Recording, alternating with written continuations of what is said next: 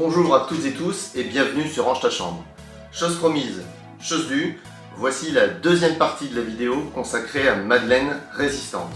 Dans la première, qui est toujours disponible, je vous ai parlé des auteurs, de Madeleine Riffaut et bien sûr de l'œuvre.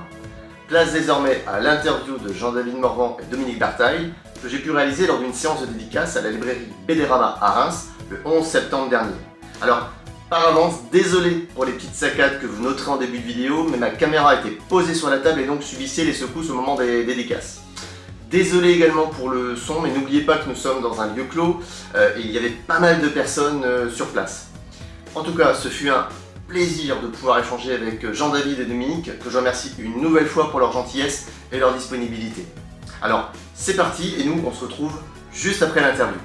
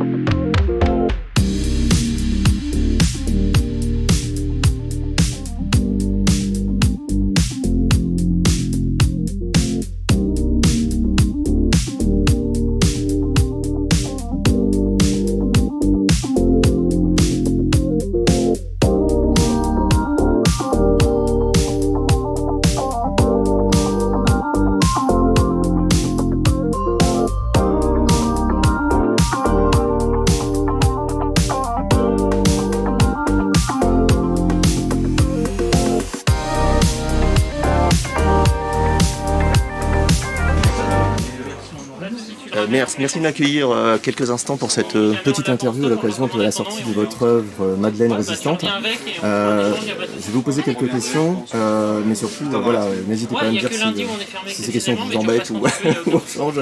On répond pas ce qu'on veut aux questions qu'on nous pose, donc okay. Aucun problème. Alors la première question que je vais vous poser, est-ce que vous pouvez m'expliquer comment s'est construit ce projet? Est-ce que c'était à votre initiative, celle de votre éditeur, et à quel stade Madeleine Riffaut est intervenue dans ce projet? Alors je sais que vous avez passé beaucoup de temps avec elle pour l'enregistrer, mais... En fait, elle est intervenue avant même qu'elle sache qu'elle allait faire de la bande dessinée, puisque comme je l'ai vu dans un documentaire, qui s'appelle Résistante, je me suis tout de suite dit, il faut que je fasse une bande dessinée avec Madeleine Riffaut, mais elle n'était pas au courant, elle encore. Donc j'ai réussi à trouver son numéro, je l'ai appelée. Au début, elle s'est dit, mais qu'est-ce que c'est que cette histoire, faire une bande dessinée, mais je fais pas des trucs pour les enfants et tout ça. Puis, un ami à elle lui a dit, mais Madeleine, t'es vraiment con, la BD c'est génial pour le public à qui tu veux faire passer un message maintenant. Et donc je l'ai rappelée, elle m'a dit, ben, venez me voir, donc à l'époque on vous voyait, donc je suis venu chez elle et puis tout de suite ça s'est bien passé. Enfin, dès qu'elle a ouvert la porte, je sais pas, on a senti qu'il y avait un truc qui passait entre nous et qui continue, donc c'est fabuleux. Donc à partir de là, la BD c'était déjà sur des rails, quoi. Après il fallait un dessinateur suffisamment fort pour ça. Alors la question justement, à quel stade vous êtes rencontrés? Comment ça s'est fait cette rencontre entre vous deux? Ben nous on se connaissait déjà depuis longtemps parce qu'on écumait depuis qu'on avait sorti nos premiers albums dans les années 90, les festivals ensemble. Sans avoir travaillé, on avait fait quand même une BD sur Robert Capa sur le débarquement. Et puis je sais pas, soudain je me suis dit qui pourrait faire ça, et puis Dominique c'était quand même la classe internationale. Donc voilà, je lui ai demandé, mais je ne réussis plus à me souvenir où je lui ai demandé. Il pense dans la rue, mais c'est fort probable, mais je ne sais pas pourquoi je m'en souviens plus. Mais voilà, il était occupé, mais on l'a attendu, ouais. Ça valait le coup. Par rapport au roman qui est paru il y a déjà quelques années, qu'est-ce que peut apporter cette version BD, j'allais dire? Est-ce que c'est aussi une manière de toucher un public un peu plus large, un peu plus jeune? Il n'y a pas de roman, non, il y a une biographie. Il y en a deux en fait, donc qu'elle n'aime pas du tout. Donc en fait là l'idée c'est que on l'a fait directement avec elle, c'est pour ça qu'elle est à côté de moi ou moi à côté d'elle dans les noms des auteurs. Donc elle est co-autrice, elle a un contrat et tout ça, elle est co-autrice de la BD. Donc je pense que c'est quand même un cas unique d'avoir une autrice qui sort son premier album à 96 ans, c'est quand même pas rien. Rien que ça c'était rigolo. Et donc du coup on l'a fait avec elle, quoi. On fait pas comme une biographie que quelqu'un ferait sans lui lire, donc on lui lit tout au fur et à mesure. elle fait des remarques, on travaille vraiment avec elle, ça c'est génial. D'accord. Et justement, est-ce qu'il y a certaines séquences de la vie de Madeleine qui ont été occultées ou peut-être adaptées pour passer plus facilement auprès du public? Est-ce qu'on sait qu'elle a connu des épreuves quand même terribles? Non, parce que notre métier à nous, c'est de tout raconter, mais de trouver comment le raconter. Donc en fait, il n'y a rien qui est vraiment occulté, à part les choses qu'on n'a pas la place de mettre. Mais on est capable de raconter, je pense, toutes les scènes. Le tout, ce sera de trouver comment. Donc, mais il n'y a aucune scène qu'on va cacher. Mais par exemple, il y a des scènes qui sont évidemment de la réalité contractée. On a fait une scène où elle vient d'apprendre à chasser, après elle conduit la voiture, elle part dans le Limousin. Il est évident que ça ne s'est pas passé en une seule scène, en une seule fois. Mais bon, ça c'est la narration et c'est le fait de faire des histoires et elle accepte tout à fait ça. Donc on en avait parlé ensemble et elle a accepté qu'on mette tous ces éléments ensemble pour faire une seule scène plutôt que de faire 3 scènes qui se passeraient à des époques différentes et qui seraient moins fortes.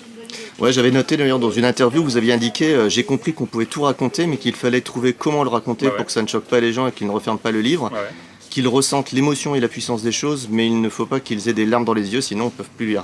Je suis d'accord avec moi. C'est bien, vous n'avez pas changé d'avis. Non. Autre question, alors justement, évidemment, vous avez dit, Madeleine, elle a participé finalement à la création de cette œuvre à vos côtés. Est-ce qu'elle a eu l'occasion de lire l'œuvre une fois terminée? Et justement, comment elle a vécu cette lecture? Parce que finalement, c'est sa vie en images. En fait, elle l'a lu au fur et à mesure grâce au cahier qu'on avait publié. Donc ça nous a permis de l'aider à lire, parce qu'il faut l'aider à lire maintenant. Mais donc elle a tout suivi vraiment au fur et à mesure. Donc ça c'est... Et est-ce qu'il y a eu une émotion particulière en voyant sa vie, mais racontée d'une manière vraiment très différente? Surtout qu'elle avait peut-être un a priori au départ. Oui, mais l'a priori a vite sauté à partir du moment où elle nous a fait confiance, c'était parti, il n'y avait plus de trucs et on était vraiment dans le travail. Madeleine, elle a été grand reporter toute sa vie, donc le travail, la rectitude, ça c'est hyper important pour elle. Donc le travail, c'est le travail. Il n'y a pas d'ego dans le travail, c'est-à-dire qu'on travaille vraiment. S'il y a un truc à dire, on le dit et puis on corrige, ou on le fait mieux et tout ça. En même temps, elle nous emmerde pas, c'est-à-dire qu'elle sait qu'il y a des choses qu'on ne peut pas faire exactement comme c'est. Elle aussi, elle sait raconter des histoires et peut-être même mieux que nous, donc elle sait comment on contourne certaines choses. Mais sinon, c'est vraiment un travail en commun qui nous permet de faire des choses magnifiques avec elle et qui justement lui permet de le lire au fur et à mesure. D'accord. Alors, je sais que le tome 2 est en préparation. Oui. À quoi on peut s'attendre justement dans les tomes 2 et les tomes 3? Sa vie est très vaste. Dans le tome 2 et 3, ce sera toute la fin de la résistance à Paris, donc jusqu'au 25 août 1944, la libération de Paris, la fin de l'insurrection parisienne. Donc on peut savoir ce qui s'est passé parce qu'il faut aller sur la fiche Wikipédia ou les biographies de Madeleine, mais moi je vous conseille de plutôt attendre la BD, ce sera plus développé. Et qui devrait donc sortir le tome 2 d'ici une grosse année, on va dire. D'accord. Comment vous avez vécu justement le dessin de cette œuvre Vécu le dessin à plein temps déjà. C'est très particulier parce que c'est à la fois quelqu'un qui existe, donc il s'agit de dessiner, de toujours penser que c'est Madeleine, et puis en même temps il faut recréer un personnage comme si c'était un personnage de fiction pour qu'elle soit vivante, parce que si c'est un truc un peu distancié, historique, où on essaie de représenter quelqu'un, c'est pas très ressemblant, c'est pas vivant, c'est pas vécu de l'intérieur, il faut complètement l'intégrer et puis essayer de la faire revivre comme si c'était un personnage inventé. Et donc c'est un mélange des deux, entre Madeleine qui est elle, c'est le personnage un peu de Jean David qui la re-raconte, et puis c'est mon personnage moi qui l'a fait vivre. Et justement, les images que l'on voit dans l'œuvre, est-ce qu'elles résultent de descriptions qui vous ont été faites par Madeleine, ou c'est vous qui avez dû essayer de créer de ça C'est les descriptions de Madeleine, c'est les recherches de Jean David, et puis les recherches aussi de mon côté, et puis après une recréation de mise en scène, comme si c'était au cinéma, de décors, trouver les bons endroits pour que ça corresponde à la dramaturgie de la scène.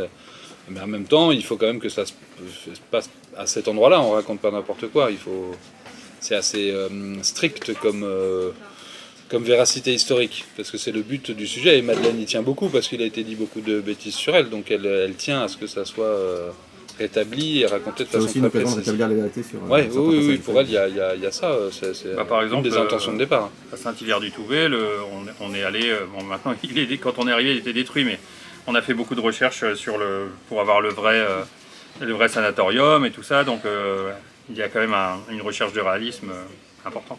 Et vous avez eu l'occasion donc déjà de faire plusieurs dédicaces de cette œuvre. Quel est le retour du public que vous avez eu? Qu'est-ce qu'on vous dit principalement à la lecture de cette œuvre? Pour l'instant, c'est un bon retour, c'est un très bon retour. C'est impressionnant. Moi, j'ai jamais eu ce rapport-là au public, à savoir que les gens ne viennent pas en ayant trouvé la BD bien, ils sont touchés profondément. C'est ça, voilà. Et donc ça, c'est pas du tout la même chose, c'est assez particulier, c'est flagrant et on peut d'autant plus facilement le recevoir que nous aussi on est touchés et que on n'est pas vraiment on est juste les co-auteurs, mais c'est surtout elle l'auteur. Donc ce qu'on prend comme émotion du public, on peut pas s'en faire une fierté, c'est pas nous, c'est Madeleine. Donc on comprend aussi le fait que ça touche parce que nous ça nous a touchés. Et puis ça touche plusieurs générations parce qu'il y a la génération des gens de la même génération de Madeleine qui retrouvent cette époque. Moi, j'ai fait aussi cette BD parce que j'avais envie que ma mère puisse le lire, qui est de cette génération-là. Et donc ça les touche. Et puis il y a la génération de leurs enfants qui ont 50 ans, qui sont intrigués par cette époque-là. Mon grand-père me racontait l'histoire de Madeleine. Ouais, voilà, je pense qu'on a tous ça en commun. Donc c'est une manière aussi, ça peut être un outil pour rediscuter parce que c'est pas toujours facile d'en parler à ses parents ou à ses grands-parents. Et là, ça a été plus facile d'en parler à Madeleine parce qu'il y a une histoire, on n'est pas de la même famille, et donc c'est moins difficile d'échanger. Elle n'a pas eu trop de mal à se livrer à vous quand même, justement? Non, c'est pas. Des fois, elle dit j'en ai marre de raconter mon histoire, et puis après, on est parti pour 3 jours. Donc non, ça va. Elle a vraiment envie de transmettre des trucs, Madeleine. Ça, c'est sa force. Elle l'a toujours fait. Hein. Là, elle parle d'elle, mais elle parle aussi surtout de ses compagnons, de ses copains, de la situation et tout ça. Mais elle a passé sa vie en tant que grand reporter à raconter des histoires. Donc c'est vraiment, elle est forte. Hein. Pour ça, elle est forte, vraiment très forte. En tout cas, beaucoup moins de difficultés d'en parler qu'avec mes parents, où c'est plus difficile parce qu'il y a l'affect. Et là, il y a un projet, donc c'est un travail, c'est pas juste en discuter au coin du feu. Mais c'est quelque chose qui permet après d'en discuter. Moi, ça m'a permis d'en discuter avec mes parents, parce que ça a rappelé cette époque-là. Qui pourrait même servir éventuellement dans les écoles. Alors, je sais qu'elle est intervenue elle-même dans les, pour les écoles, mais oui, je pense. Ça pourrait même servir de base. Alors, c'est pas le but, parce que moi, la BD didactique, j'ai pas fait de la BD pour aller à l'école, donc ça me fait... Voilà. Mais il se trouve que là, effectivement, ça peut vraiment, je pense, donner accès à la jeune génération, parce qu'en plus, on l'a raconté. Moi, je pense beaucoup en le racontant. Dans la mise en scène, je pensais beaucoup d'un côté à Tintin, mais aussi beaucoup à Miyazaki ou Toriyama. C'est de l'aventure. C'est pas quelque chose pour aller c'est pas quelque chose de didactique. C'est pas un cours d'histoire. C'est avant tout de l'aventure et un bon personnage. Et je pense qu'on apprend beaucoup de l'histoire aussi à l'intérieur, donc il faut vraiment cacher tout ça pour que ce soit pas chiant, pour qu'il y ait toujours du rythme et qu'on apprenne des trucs. Moi, j'ai envie de rendre ce que Madeleine m'a appris ou ce que j'ai appris en compulsant tous les bouquins que j'ai lus pour en faire quelque chose de juste. Donc ça qui est bien, c'est qu'il y a toujours plusieurs niveaux de lecture dans les BD qu'on essaye de faire. Et là, avec Madeleine, il y a entre le texte-off, ce qu'elle dit elle, les bulles, les images, tout ça, je pense à la fin, fait un truc finalement assez dense, hein, mais qui se lit facilement, j'espère. Et ce rythme, justement, le récit, je trouvais qu'il était très construit sur les ellipses. Ouais. Voilà, donc parce qu'en fait, on a décidé... pour dynamiser. Oui, puis on a décidé avec Dominique dès le début de ne pas faire ce qu'on appelle des scènes d'exposition. C'est-à-dire, là j'ai lu une ou deux BD, je dirais pas ce que c'est, mais j'ai l'impression qu'il n'y a que des scènes d'exposition, c'est-à-dire que des personnages qui se parlent pour se raconter une situation qu'en plus souvent ils connaissent déjà. C'est totalement irréaliste et en plus on se fait chier à lire ça. Donc là on s'est dit on élimine les scènes d'exposition, on met que les scènes fortes et en fait on trouve un moyen de réduire au maximum l'exposition pour être vraiment avec Madeleine et qu'on n'ait pas des grandes scènes de discours qui servent à rien, quoi. C'est vrai qu'il n'y a rien de pire dans un film ou dans une BD que des gens qui se disent « Ah, tu n'es pas sans savoir que l'armée a attaqué. » Effectivement, je suis au courant que... Il y en a beaucoup. Il y en a beaucoup, il y en a trop. En tout cas, je vous remercie infiniment pour le temps que vous m'avez consacré, pour les réponses apportées à mes questions. Bravo pour le travail accompli. Merci. On attend évidemment tous impatiemment le tome 2, mais prenez votre temps. Voilà. Prenez votre temps. Et puis surtout, n'hésitez pas la prochaine fois que vous rencontrerez Madeleine, à lui passer vraiment tout l'amour du public. La semaine prochaine. Je crois que... Voilà. Merci beaucoup. Merci. Au revoir. Au revoir. Encore une fois, un grand merci à Jean-David Morvan et Dominique Bertheil pour cet échange et évidemment pour leur dédicace que je vous laisse découvrir en ce moment même. J'espère que cette vidéo vous a intéressé, si c'est le cas, n'hésitez pas à me le dire en commentaire. Bien évidemment, si ça vous a plu, je vous encourage à cliquer sur le pouce bleu vers le haut. C'est une très bonne façon de montrer votre soutien et je vous en remercie vivement. N'hésitez pas à vous abonner et à cliquer sur la cloche de notification afin d'être tenu informé des prochaines diffusions de vidéos. D'ici là, prenez soin de vous. Ciao!